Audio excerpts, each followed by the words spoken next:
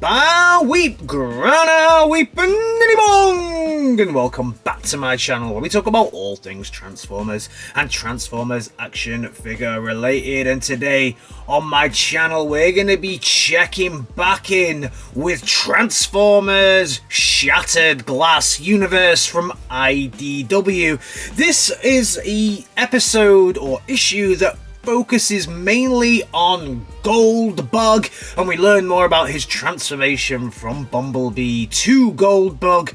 And this is issue number 4. If you haven't been following this, I do have every other issue on this channel right now. And if you're wondering what on earth is Shattered Glass, it's where the Autobots are the bad guys and the Decepticons are the heroic good guys. So let's first start by checking a look at the cover art here, and the cover art is your now classic Shattered Glass design here with Goldbug himself, just his head on the front cover, looking pretty cool. But I do think there's a little bit of an issue with the printing of mine. Somebody's thumbprints are all over the side of them, it looks like. Alright, so let's open up this bad boy, because this is actually a pretty cool, interesting issue. Like I said, it works a lot around the backstory of Goldbug. So we have Transformers Shattered Glass, the writer, the artist, the inks, the colors, the letters, the editor, the supervising editor, and the design itself, and the awesome Shattered Glass Autobot logo there. We have the main characters on this as well. So we have a Goldbug, looking pretty cool. Then we also have Starscream, Optimus Prime, or Orion Pax as he's actually referred to quite often in this, but they are kind of interchangeable between Pax and Prime, just depending on who's talking about it. A Shattered Glass take on Prowl. We also have Skywarp here, looking okay. Not too bad. I don't know what I was hoping for a Shattered Glass Skywarp. Maybe some different colours. And then the awesome Shattered Glass Jetfire. Can't wait to get the figure of this dude in my collection. Looks like in the UK we're going to have to wait till 2022 for this bad boy. So we get a quick catch up on what was happening, and we find that Starscream and Jetfire were shopping around their scientific ideas to all of the main partners or main head honchos on Cybertron. They even took it to Orion Pax before he was damaged, and then what we found out is that the technology that they're shopping around is how to control the Titans again, and the how to control a Titan is now locked inside Starscream's Spark. So he's trying to find a way to activate it, but when he goes to activate it, he is found by none other than Goldbug.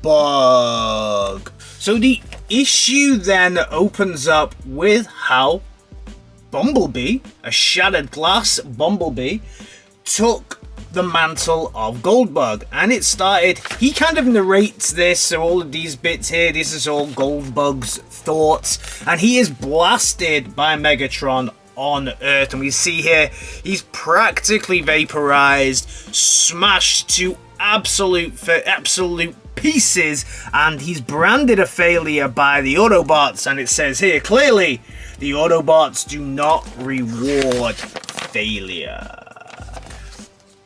But he was rejigged, reformatted into Goldbug. But what he realizes is that actually he wasn't reformatted into Goldbug because Prime thought, we must have him. We need Bumblebee back to normal because he's actually a super important piece of what we do. He was just brought back because Ratchet had brought a proto-form with him and some spare parts. Without those spare parts, Orion Pax, Optimus Prime, whatever you want to call him, would not have brought Bumblebee back, because Bumblebee had failed. So we then cut to Goldbug's domain now, I guess, because he is one of the 3 people who control main parts of Cybertron, and deep in the bowels of where he controls, he has Starscream, and Starscream is being tortured by his old pal Jetfire. And they're talking about removing the spark and taking out his spark and just ending Starscream now, but Jetfire says you can't do that because the Titan technology is closely tied in with the spark of Starscream. So essentially, if you kill Starscream, you kill the technology. At this point, Goldbug then realizes there is an intruder within the building, and he cuts to none other than Skywarp being the intruder, and he's come to get him out.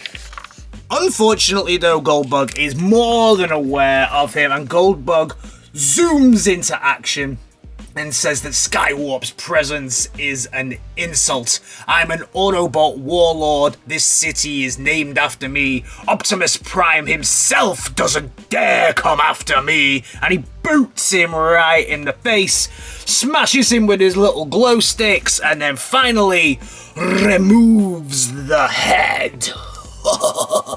Snap back to reality, and we can still see that Jetfire is torturing Starscream still and giving him a chance not to die, just to hold up Megatron's ideals.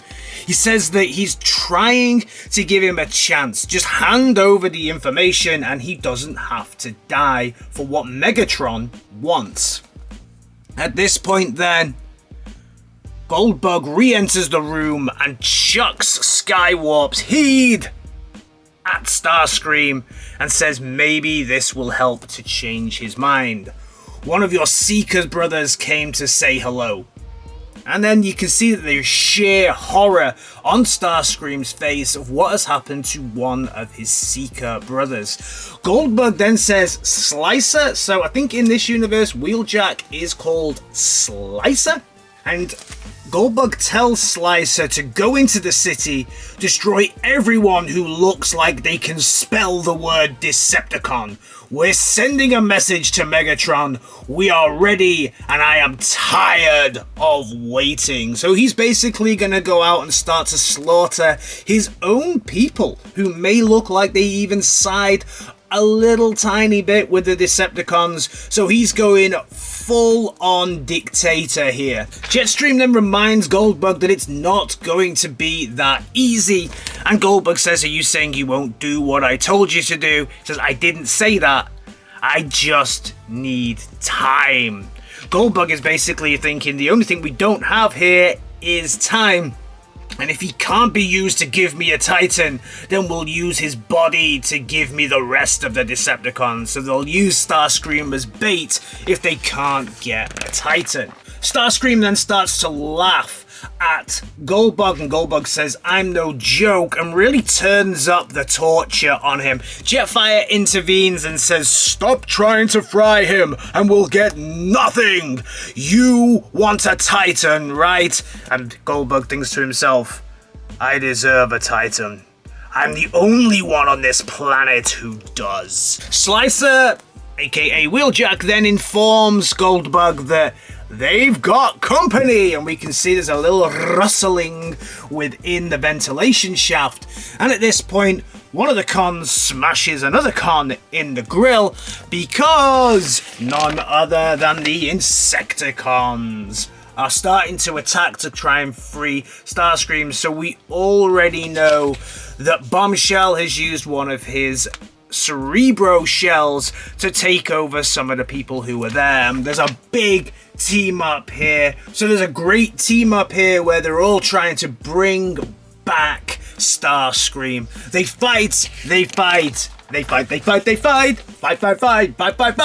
But Goldbug is too quick on the uptake here, blasts out Bombshell using the gun, which is pretty cool, using the gun that the actual figure comes with, so that's a nice touch.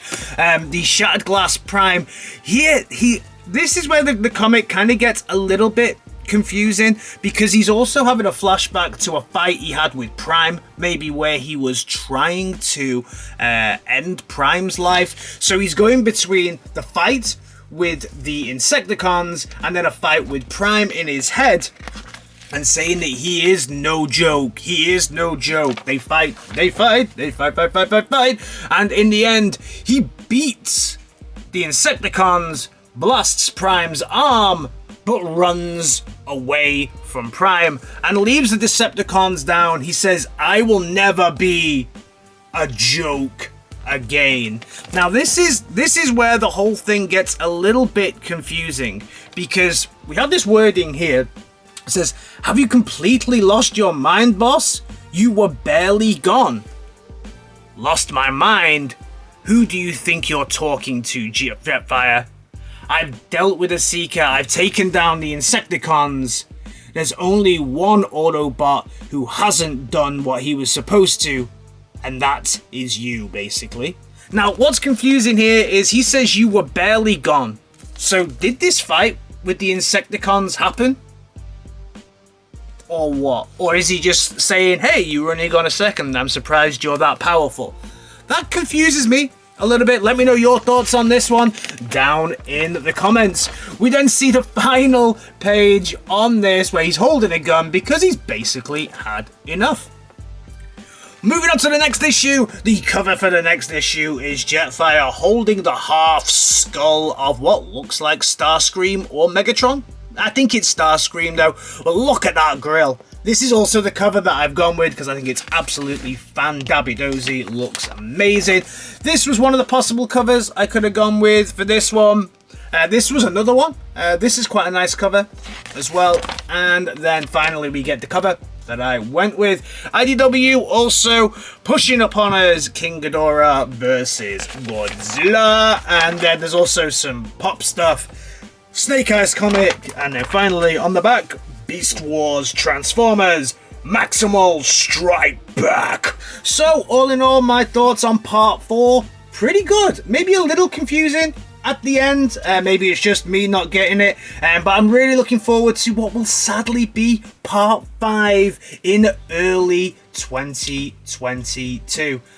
I know IDW are probably losing this license, but I really do wish that Shattered Glass was something that would carry on. I really wish it wasn't limited to just the 5 issues, because it's been outstanding. I've really enjoyed this a lot more than the main line, and probably more than any other Transformers issues that have come out this year. If I had to think about what was my favourite storyline of the year so far, Shattered Glass would definitely be my favourite. Let me know your thoughts on this one down in the comments, and as always, I'll see you in my next video. Alright guys, in a bit. Peace.